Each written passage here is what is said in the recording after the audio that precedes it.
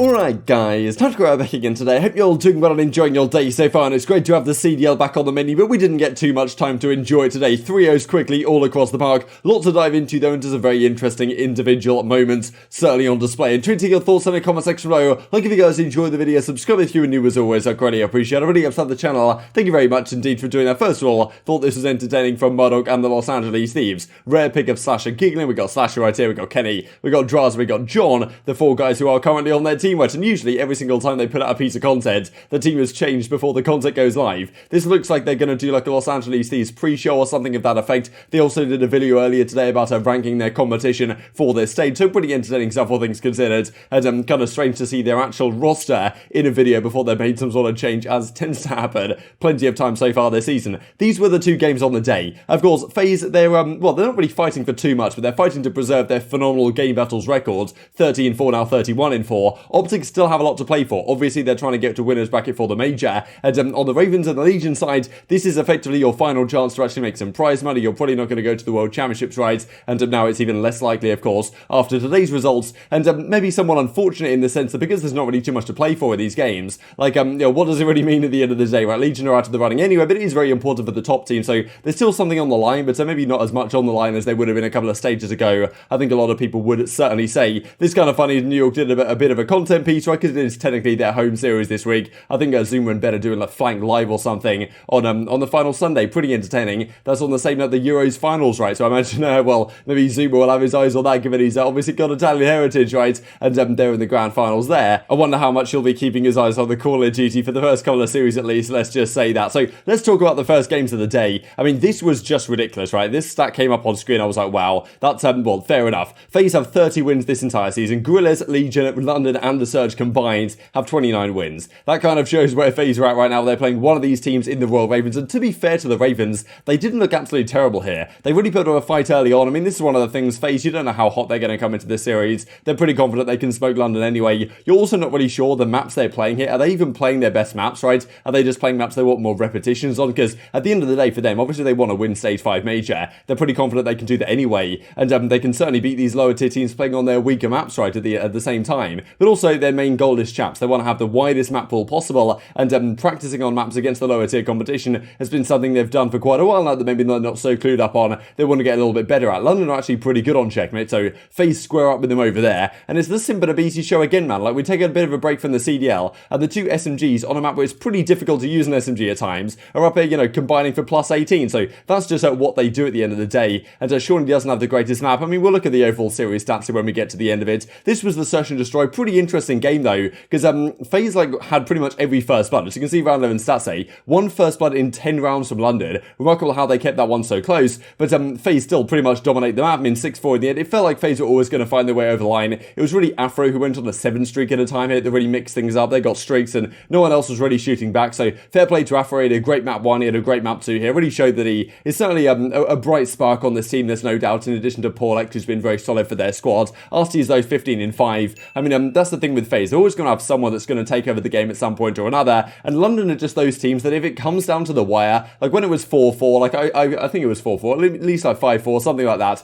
I really felt like FaZe are just going to find a way to close this out. It happens every single time with London, where maybe they get close, but they can never execute when I suppose the pressure's on. That's really been one of their issues so far this season. And FaZe, you know, they come into the control. This was, I mean, you know, it was never in doubt, to be honest, right? We come to a control, a garrison control, where FaZe are obviously very solid indeed. And despite London being solid on this map, I think they had a relatively decent win as of late. You can see LC's kind of finessing around the top grid thing. I'm pretty sure they were going for the assassination on him, right? That's what FaZe tend to do at this point. They do like playing with their food a fair little bit as well. I think Zuma will in play here in just a second. But that's just how good FaZe are, right? They come up against these teams. Ravens are not a bad team by any means, but it just seems like they're not quite on the same page. They've obviously had a difficult season, and we'll look at the stats here in a second, but Alex, since he's returned to the league, probably statistically has been the worst player. I don't doubt that being true. Again, he has a very difficult series here. It happened against FaZe. I don't think Ravens play particularly bad, but FaZe are just this good, right? Online, on LAN, doesn't really matter at this point. They're going to blow you out the park, and they're just honestly taking the mick at times, right? They're coming up in a 1 versus 8. They're going for assassinations. They do it against London. They do it against the best teams of the game. It does make things pretty entertaining, though. You never know what exactly they are going to pull out right next. As Paulek says, like, GG's lost 3-0. Their boys are just different. Didn't even feel like we played badly, but it's FaZe. What can you do at times? And Azuma says right here, playing with their food most certainly around over at that P2, the any point on the control side of things. These are the stats they right, green across the board from the FaZe guys, but Alex with a 0.54, right? I'm pretty sure since he's come back, it probably statistically has been the worst in the league. I've said it before, I think I'll say it again, that Zed deserved his shot, I think, in this roster. They decided to make the double change with Zed out, and when they brought Afra in initially when Zaptius came out, so I thought that could have been a lineup they decided to go with for a little bit longer with Zed in the team. Haven't gotten that rid, of course, now, well, Alex is having a difficult time of things, no doubt about it, and these are the final series that FaZe will play for the rest of the stage. They play Legion next, they have a very nice opening week, then they play Thieves, OpTic and Sublander, so it kind of ramps up in terms of difficulty for the FaZe guys towards the end of the regular stage for, well, at least for the stage 5 of things. As Grant says, it's not coming up, certainly not for the Liverpool Ravens guys, as it was. Simp has a 1.4 overall, and yeah, I mean, just like, you just can't make this stuff up, to be honest. His stats in control are especially ridiculous. He had like a 1.2, like 4 something in control going into this series, and well, here he is at 1.56, just honestly stat padding at this point, and getting the job done in these series in pretty spectacular fashion. Let's talk about the final series of the day, then that was OpTic Chicago versus the Paris Legion, another pretty interesting series. Again, things were not completely clear-cut all the time, there were certainly some sketchy moments, but you always felt like OpTic were the better team in all 3 game modes, and that they managed to get the job done. Game 1 was a little bit too close for comfort, I think, for the OpTic guys.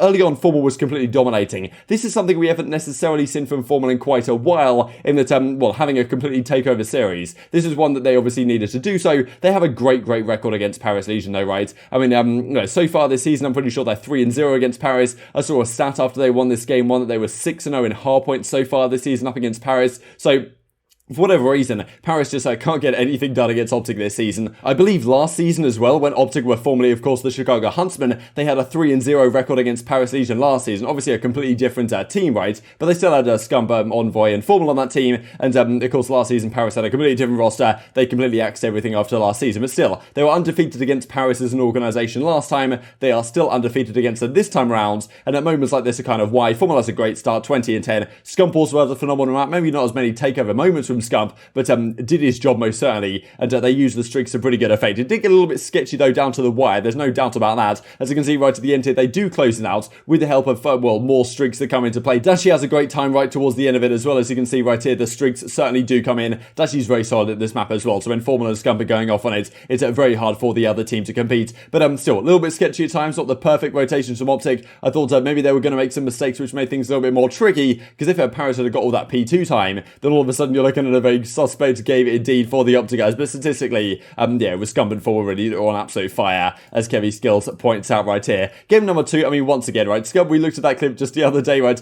I can't believe Scump gets stuck in these situations. You honestly cannot make this stuff up. The fact that just a few days ago we saw he was running around on Armada strike, right, and getting stuck in public matches all the time, and this time a nade just comes flying over the top of this barrel and Scump gets this crate or whatever, and Scump manages to get caught in the crossfire. Not even sure how that's possible. It's always him, to be honest, at the end of the day, and that was a crucial round on a 4-4. It was early on OpTic, I think they stretched out to a 2-0 lead. Paris came back, and this round there were another couple of mistakes really. We saw well, actually no, it was in the round where Scump clutched the 1v2 that we will look at right now, where Dashy, I don't really know, sometimes the OpTic guys, they play a little bit too separate. You can see right here that Envoy flies out and dies. Of course, Scump does get the trade, but just before that, Dashy was coming around the corner into Elroll, he gets caught out on his own, and Envoy then had to fly out, and really Scump did bail them out of that situation, right, because they had a 3 versus 2, they had a very doable retake, but all the OpTic guys are very separated all across the map, and it really just comes down to Scump to clutch up and win a massive 1 versus 2 right here to keep his team alive in the map. So impressive stuff. I mean, this kill on 10 was very impressive indeed. Gets that one, it goes 7-6, and at this point you really feel like OpTic are going to find their way over the line in this map, as indeed they do. Formal makes a fantastic flank in the final rounds, gets all the way behind Deli, gets 1 kill, catches Scraps coming out of Playgrounds, and then they trade out the final kill and get the job done in addition, and that's a 6-5 victory for OpTic Chicago in that map too. And then we go on to the final map as well. Scump is kind of preempting it right here, but this is how it went on Raid Control. Very impressive stuff from OpTic once again. It kind of,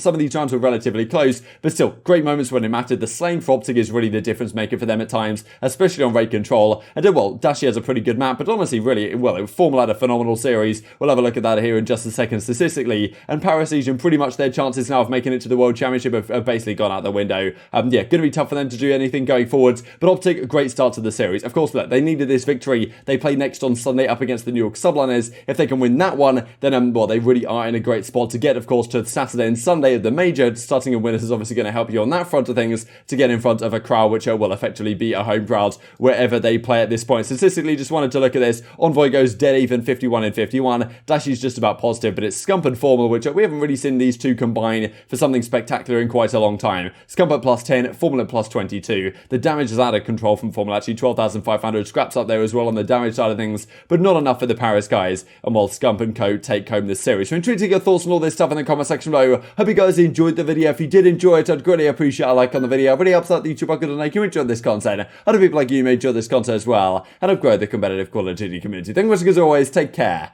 and I will see you next time. Boy, Scraps is there, the trade comes through, but it's the King who lands the shot. The second player up was Temp, and Scump nails it. Here comes the teamwork though. Temp stayed alive, he stayed alive, and they do manage to get it done, and there we go. 3-0 in the map, 3-0 in the series, and OpTic, a glorious start for them here in the road to the stage 5 major. Paris Legion, much to be desired there in the control. Close but no cigar. An incredibly exciting round 11, and still unable to find that special sauce against OpTic in the hardpoint game mode. You gotta